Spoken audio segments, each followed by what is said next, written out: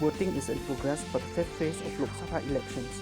Moderate polling has been reported so far from different constituencies.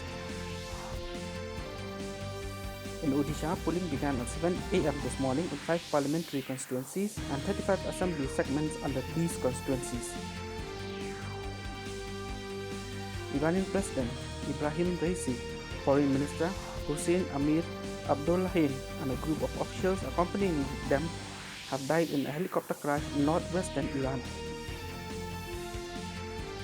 The Supreme Court today refused to entertain public interest litigation (PIL) files against the 3 recently enacted criminal laws replacing the IPC, CRPC, and Ifrin Act.